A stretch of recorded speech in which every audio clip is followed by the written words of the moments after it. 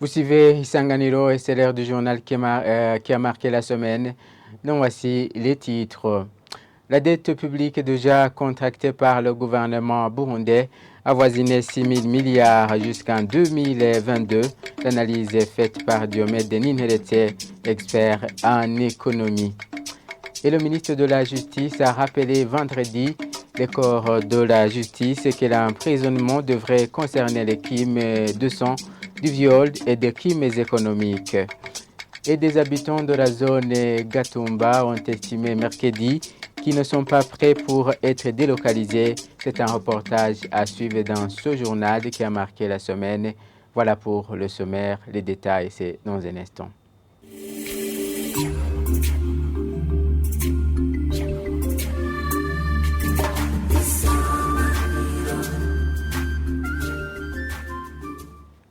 Ouvrons ce journal qui a marqué la semaine. Le chef de l'État burundais a appelé mardi les banques à renforcer la traçabilité des devises. Évariste Ndayishimiye a estimé que le Burundi devrait emboîter les pas franchis par d'autres pays, notamment la Tanzanie qui enregistre l'entrée des devises de façon régulière. Selon lui, la traçabilité des devises laisse à désirer dans le pays. Voilà, suivez le président. Il est traduit en français par Alain Désiré Boukeyenez. Abanyamahanga binjira muri iki gihugu barenzeko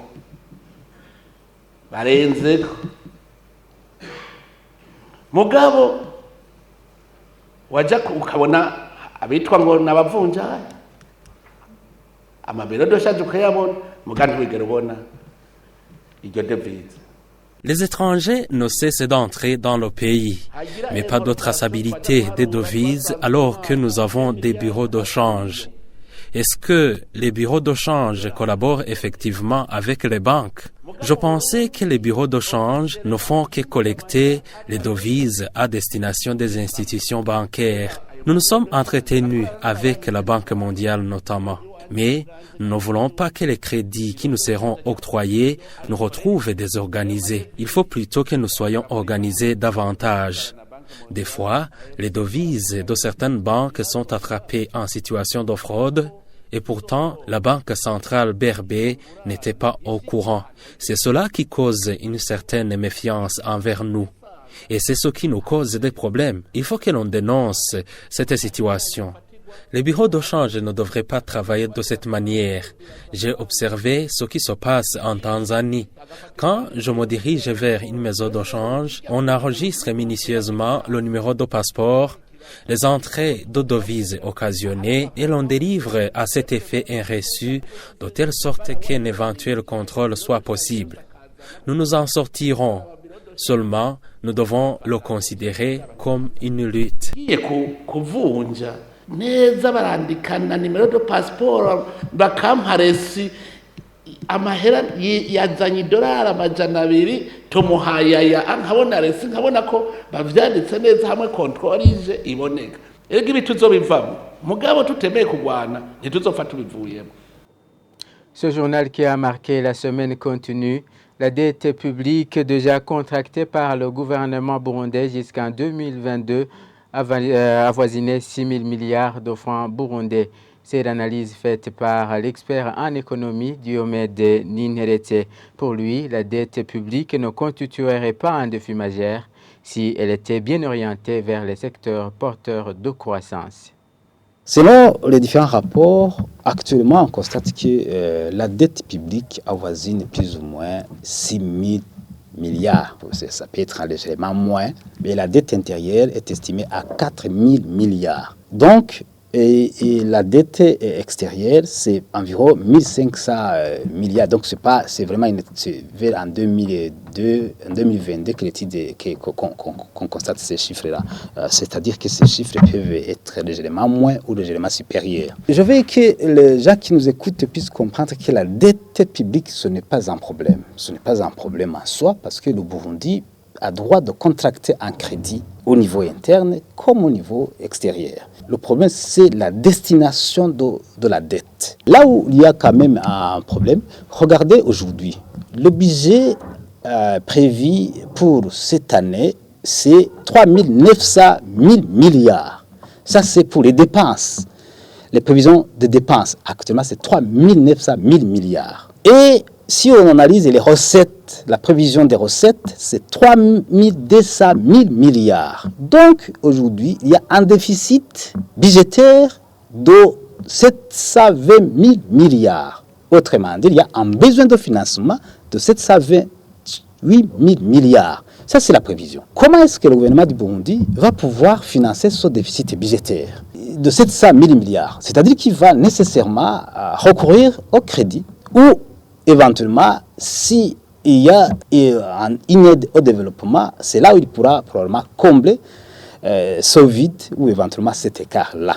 Les dépenses ont été augmentées de 68%, alors que la production a été augmentée de 2%. Donc imaginez-vous, vous avez une production de 2% et vous augmentez les dépenses à 68%, pas nécessairement dans le domaine de production. Il est toujours recommandé que quand vous contractez un crédit, il faut tenir compte de votre produit intérieur brut. Or, le produit intérieur brut, maintenant acheté, il faut éviter alors de demander un crédit, surtout quand ce crédit n'est pas orienté vers le secteur de production. En page justice, le ministre de la Justice burundaise a indiqué vendredi que le taux d'occupation des prisons est aujourd'hui à de 417%. La ministre Banyankimona Domine a rappelé que ceux qui devraient être emprisonnés sont ceux qui ont commis des crimes de sang, du viol et des crimes économiques pour désengorger les prisons. C'est un reportage à suivre avec Mireille Kanyang. La population carcérale ishika kuri plus de 400%. Lors de cette rencontre de ce vendredi, la surpopulation carcérale a été l'une des principales préoccupations qui ont été soulevées. La ministre de la Justice, Domine Banyankimbona, a rappelé qu'il ne faut pas emprisonner des gens abusivement, revenant sur l'injonction du président burundais relatif aux infractions mineures ne pouvant pas faire objet d'emprisonnement.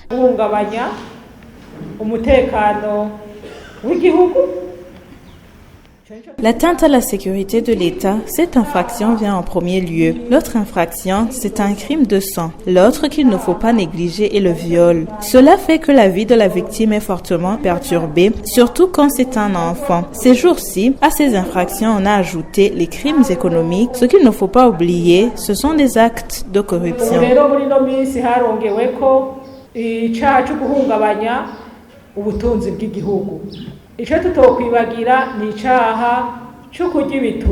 La ministre Domine Banyankimbona met en outre en garde tout procureur qui emprisonne sans en parler à ses supérieurs.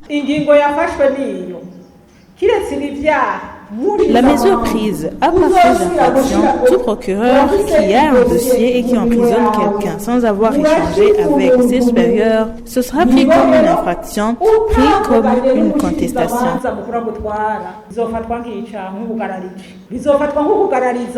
Au cours de cette rencontre avec les magistrats et procureurs de la mairie de Bujumbura et des provinces Bujumbura, Bubanza, Cibitoke, Mwaro et Muramvya, Léonard Manirakiza, procureur général de la République, les a appelés à mettre en avant la loi quant à ce qui est de la détention préventive, référence faite aux articles 262, 327 et autres du Code de procédure pénale. Il faut éviter la solidarité négative, a-t-il renchéri.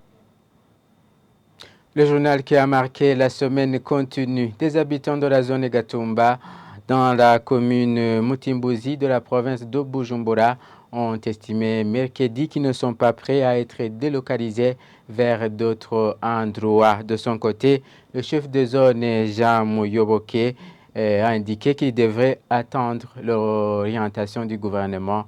Omer Ndouayo les a rencontrés. Son reportage.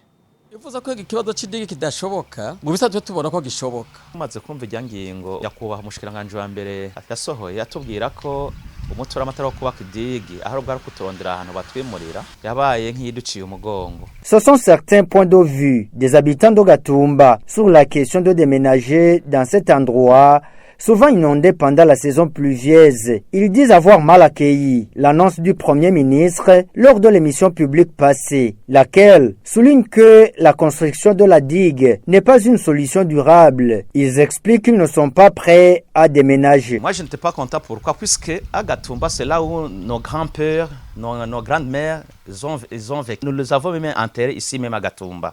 Et moi-même, je suis né à Gatumba, je suis grandi à Gatumba, et mes enfants aussi habitent à Gatumba. Alors, me dire que je peux être délocalisé ici à Gatumba, je vois que ce n'est pas une bonne mesure. La bonne mesure, c'est nous de faire construire une digue. Je suis né ici à Gatumba en 1961. J'ai 4 parcelles et 10 enfants. Tous mes champs sont dans cette localité. Est-ce qu'ils vont me donner tous ces biens après la délocalisation? Quel État s'engage pour nous construire la digue?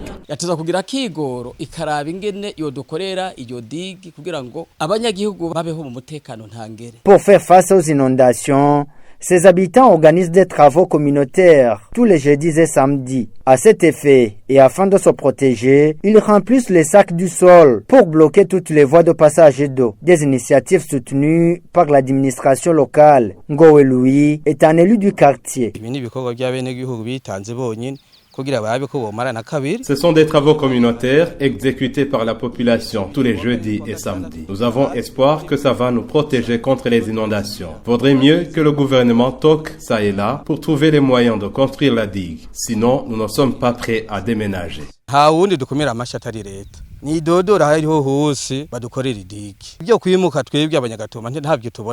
L'administration zonale indique que des sensibilisations sont faites à l'endroit de la population pour appliquer les orientations du gouvernement. Muyoboke Jean, chef de zone Gatumba, rassure. L'administration zonale sensibilise la population au respect de l'orientation gouvernementale. La question de délocalisation est une affaire du gouvernement. Nous attendons sa mise en application. Sinon, aujourd'hui, nous avons opté aux travaux communautaires pour faire face aux inondations. Jusqu'à ce jour, il n'y a pas de dégâts majeurs enregistrés depuis qu'il y pleut. Cependant, des eaux stagnantes sont constatées dans quelques endroits. Pour clore ce journal qui a marqué la semaine, les bouchers opérant à l'abattoir de Ruziba à mairie de Bujumbura ont plaidé mardi pour des travaux de finalisation de cet abattoir moderne. Ils ont déploré l'insalubrité sur le site provisoire. Et Placide Nyomungere s'est rendu sur le site provisoire. Voici son reportage pour les détails. Ce site provisoire se trouve dans la partie droite du pont de la rivière Mugere sur la route nationale numéro 3 Bujumbura-Rumonge. Sur ce terrain, les chèvres et vaches sont abattues à même le sol sous la protection de leur peau. Les bouchers trouvés sur place déplorent que le sang et d'autres restes des animaux abattus dégagent une odeur désagréable et constituent des déchets. Du sang et des restes des viscères sont entassés ici et là sous une pluie. On les piétine toujours. Ces animaux sont abattus ici même. Qu'on nous cherche une autre place. Ces professionnels de la viande ajoutent qu'en plus des immondices, la boue charriée par des débordements des eaux de la rivière Mugere limite toute initiative de propriété. C'est très difficile de faire la propriété car l'eau coule sur ce terrain. Nous payons régulièrement des taxes municipales qu'on pense à l'abattoir bien entretenu. Alexandre Bazomhora, responsable des bouchers de l'abattoir de Ruziba, déplore quant à lui l'état des choses sur le site provisoire et regrette que même les travaux de construction de l'abattoir moderne sont au point mort sans même donner des explications convaincantes. Ça serait important si on clôture rapidement la construction de ces abattoirs modernes ou enlever la boue qui s'y trouve suite aux inondations. On ne sait pas si le projet a été abandonné ou pas. Face à cette situation, Devote Ndaïsenga, administrateur communal d'Omuha, explique que les travaux de finalisation de l'abattoir ont été bloqués par la société qui a gagné le marché, qui ne veut pas mieux donner les raisons valables de la suspension de ces constructions.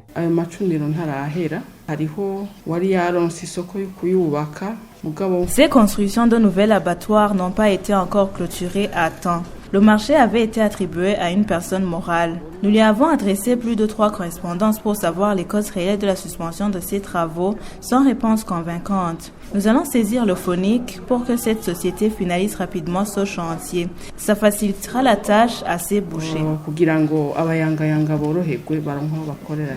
De notre passage sur le site du chantier d'abattoir de Ruziba, implanté dans l'embouchure de la rivière Mugere, entouré également des champs de maïs et de manioc, la population estime que ce projet, monté à base de 500 millions alloués aux communes, a été oublié car rien ne fait signe de la poursuite de ces constructions gardées aujourd'hui par un sentinelle. Et voilà, c'est par cet élément que nous mettons un point final à ce journal qui a marqué la semaine. Merci de l'avoir suivi.